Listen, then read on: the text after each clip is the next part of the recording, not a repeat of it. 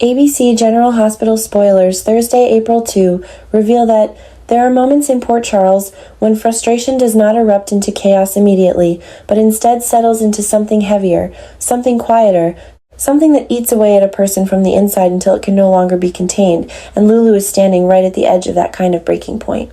For so long, she has tried to hold on to a version of reality that made sense, a version where people were who they said they were, where loyalty still carried weight, where the past could be trusted to remain stable. But everything around her is shifting, and the more she tries to understand it, the more she feels like she is being pushed out of her own story. It is not just confusion that drives her frustration, it is exclusion, the growing awareness that decisions are being made, secrets are being kept, and she is being left to navigate the consequences without ever being given the truth. Her instincts tell her something is wrong, and they have been telling her that for longer than she wants to admit. The subtle inconsistencies, the emotional distance, the sense that the people she once knew are now hiding behind carefully constructed facades, all of it builds into a pressure that she can no longer ignore. Lulu is not someone who tolerates being kept in the dark, and yet that is exactly where she finds herself, surrounded by half-answers and evasive explanations. What makes it worse is that every attempt she makes to push for clarity only seems to deepen the divide, as though the truth itself is being actively protected from her. That kind of isolation is not just frustrating, it is destabilizing, because it forces her to question not only others, but her own judgment. And when someone like Lulu begins to doubt her own perception, it becomes a dangerous place to stand. There is a growing sense that her frustration is not just justified, but necessary. It is the only thing keeping her from accepting a version of reality that does not align with what she feels, what she sees in the cracks of every interaction. If she allows herself to ignore that instinct, to accept the surface-level explanations being offered, then she becomes complicit in her own manipulation. That is something Lulu cannot accept. Her anger, her impatience, her refusal to let things go are not flaws in this moment. They are her defense against a system that is quietly trying to rewrite the truth around her. At the same time, the world outside Lulu's personal struggle is shifting in ways that are just as volatile, and nowhere is that more evident than in Sonny's decision to approach Laura with a proposal that could redefine the balance of power in Port Charles. Sonny is not a man who asks for help lightly, and he is certainly not someone who makes bold moves without understanding the consequences. The fact that he chooses to go to Laura, to step into a space that is defined by law, order, and public trust, signals that whatever he is planning extends beyond his usual methods. This is not just business, not just strategy, this is something larger, something that requires a level of cooperation that Sonny has historically resisted. Laura, for her part, represents the opposite side of that equation. She is grounded in responsibility, in the idea that power should be used to protect rather than control. When Sonny brings his proposal to her, it is not just a conversation, it is a collision of two fundamentally different philosophies. And yet, there is a shared understanding between them, a recognition that the current situation in Port Charles is no longer sustainable. The threats they are facing are not isolated incidents. They are part of a larger pattern, one that is eroding the stability of the entire city. Sonny's proposal, bold as it is, comes from that recognition. He is not simply trying to expand his influence. He is trying to reshape the battlefield before it collapses completely. What makes his move so compelling is the risk it carries. By reaching out to Laura, Sonny is exposing himself in a way he rarely does, placing trust in someone who does not operate by his rules. It is a gamble, one that could either create an alliance strong enough to counter the forces destabilizing Port Charles, or backfire in a way that leaves him more vulnerable than ever, and Sonny knows that. He understands that this is not a controlled negotiation, but a leap into uncertain territory, where the outcome depends as much on trust as it does on strategy. As these two threads unfold, Lulu's internal struggle and Sonny's external maneuvering begin to intersect in ways that are not immediately obvious but deeply connected. Both are responses to the same underlying reality. A world where truth is becoming harder to define and control is slipping away from those who once held it firmly. Lulu's frustration is the personal manifestation of that shift, the emotional fallout of being caught in a web of secrecy and manipulation. Sonny's proposal is the strategic response, an attempt to confront that shift head-on and impose a new order before the chaos becomes irreversible. The tension between these two responses creates a powerful dynamic. Lulu is searching for clarity, for something solid she can hold on to, while Sonny is operating in a space where clarity is a luxury he cannot afford. He is making decisions based on incomplete information, trusting instincts that have served him in the past but may not be enough in a situation this complex. Laura stands between these worlds, a figure who understands the importance of both truth and action, who must decide whether aligning with Sunny is a necessary compromise or a dangerous mistake. And beneath all of this lies a deeper question, one that none of them can fully answer yet. How far are they willing to go to regain control of a situation that is slipping through their fingers? Lulu's frustration may push her to uncover truths that others would prefer to keep hidden, but that pursuit comes with its own risks. The closer she gets to understanding what is really happening, the more she places herself in danger, because the truth she is seeking is not just inconvenient, it is threatening to those who benefit from keeping it buried. Sunny's proposal, on the other hand, may offer a way to confront that danger directly, but it also requires compromises that could reshape his identity in ways he may not be prepared for. Working with Laura means operating within a framework that limits his usual methods, forcing him to adapt in ways that challenge his instincts. It is a move that could either elevate him into a new kind of leadership or expose weaknesses he has spent years trying to conceal. As the pressure builds, the lines between personal and political, emotional, and strategic begin to blur. Lulu's frustration is no longer just about her own situation.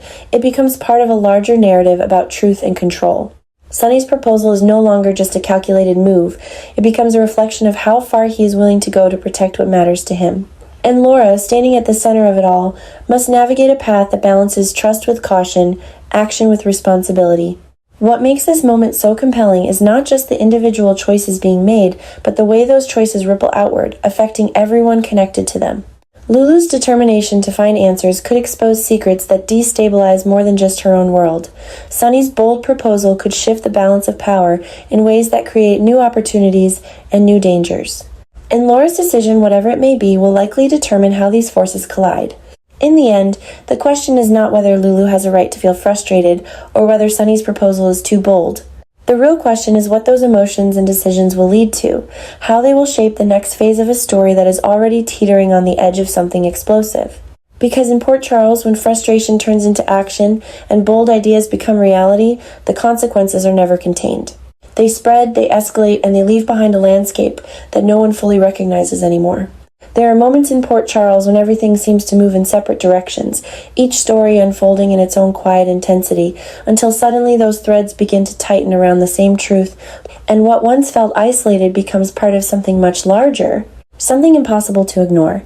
That shift begins quietly with Liz, whose decision to seek out Dante is not impulsive, but carefully weighed, shaped by a growing sense that what she knows can no longer remain contained.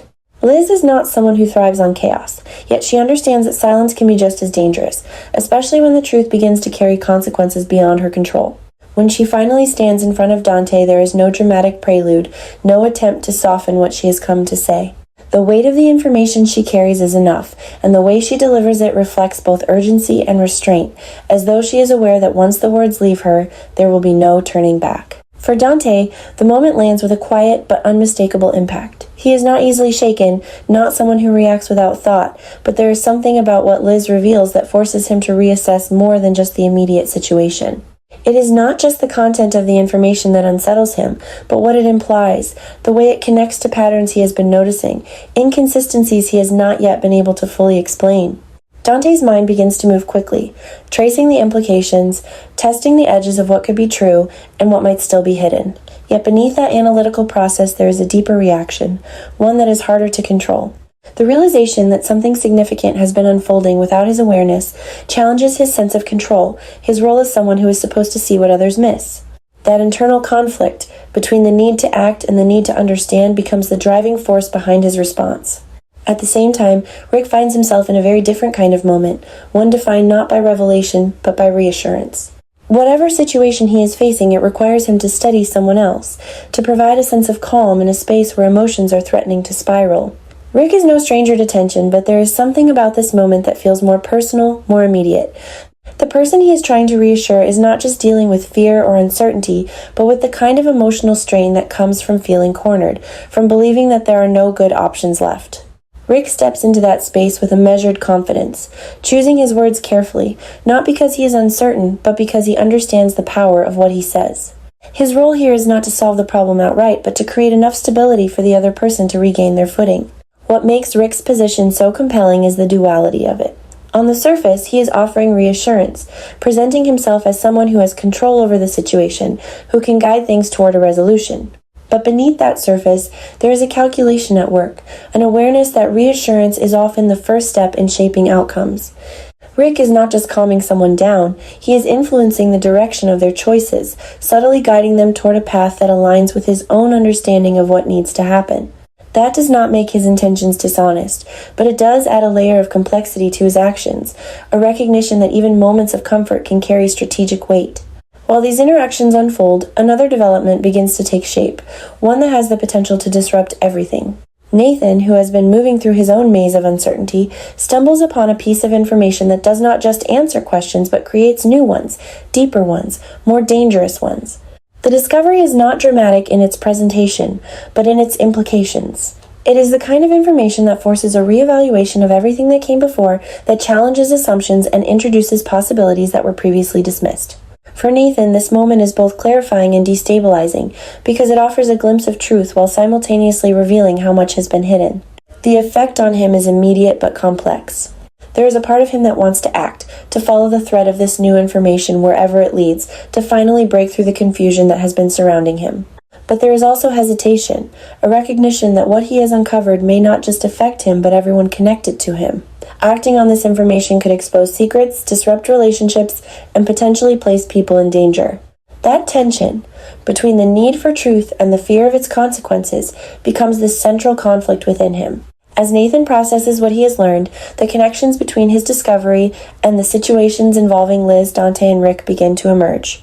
What initially appeared to be separate events starts to align, each piece of information reinforcing the others, creating a clearer but more troubling picture. The patterns that Dante sensed, the urgency that drove Liz to speak, the tension that Rick is trying to manage, all of it begins to point toward a larger truth that none of them can fully see yet, but all of them are beginning to feel. This convergence creates a growing sense of inevitability. The more each character acts on their own understanding, the closer they move toward a moment where those understandings will collide, where partial truths will either come together into clarity or fracture into something even more chaotic.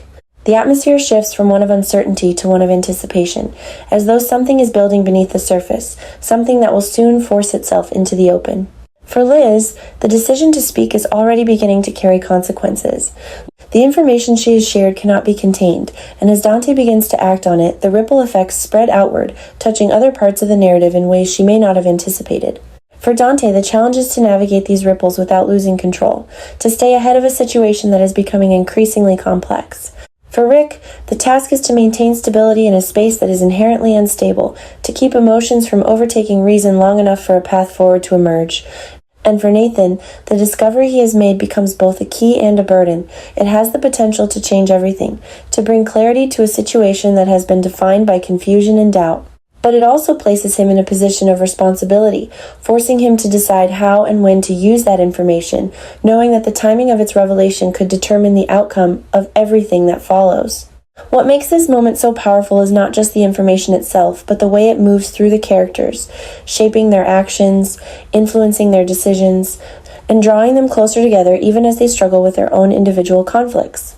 It is a reminder that in Port Charles, no story exists in isolation, that every revelation, every choice, every moment of truth becomes part of a larger narrative that is constantly evolving. As the tension continues to build, the question is no longer whether these threads will come together, but how. When they do, the impact will not be limited to a single character or a single storyline. It will reshape relationships, redefine loyalties, and force each of them to confront not only the truth they have uncovered, but the roles they have played in allowing it to remain hidden for so long.